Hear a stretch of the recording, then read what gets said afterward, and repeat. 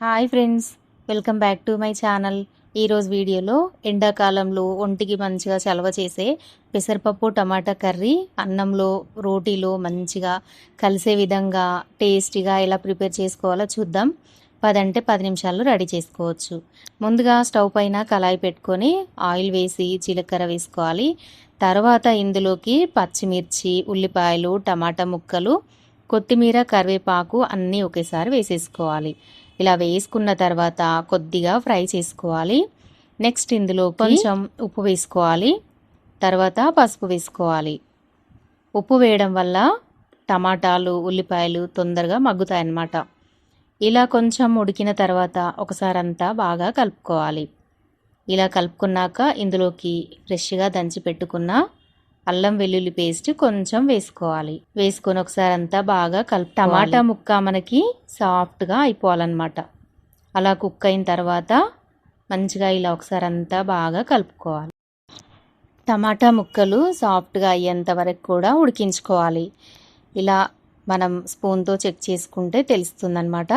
Next ఇందులోకి 1 glass పెసరపప్పు వేసుకోవాలి. ఇది నేను 4కి సరిపడా చేస్తున్నా అన్నమాట. ఇలా పెసరపప్పు వేసుకొని ఆయిల్లో మంచిగా ఫ్రై అయ్యేంత వరకు మొత్తం అంతా బాగా కలుపుకోవాలి. మినిమం ఒక 2-3 నిమిషాల పాటు ఇలా కలుపుతూ నూనెలో మంచిగా ఉడికించుకోవాలి.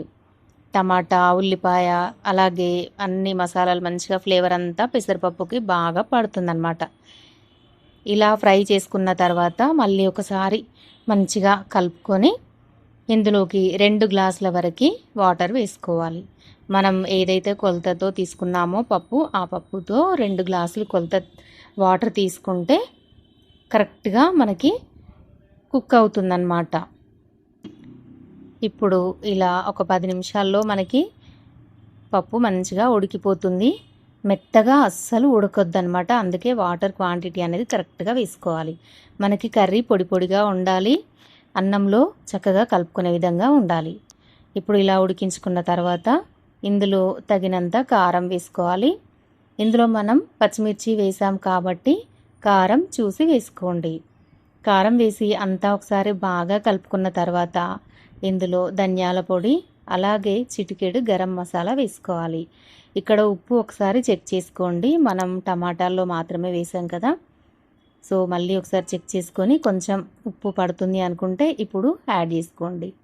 ఒక 2-3 నిమిషాలు అలా ఉడికించుకుంటే ఇంతేనండి, మనకి పెసరపప్పు టొమాటో కర్రీ రెడీ అయిపోయినట్లే.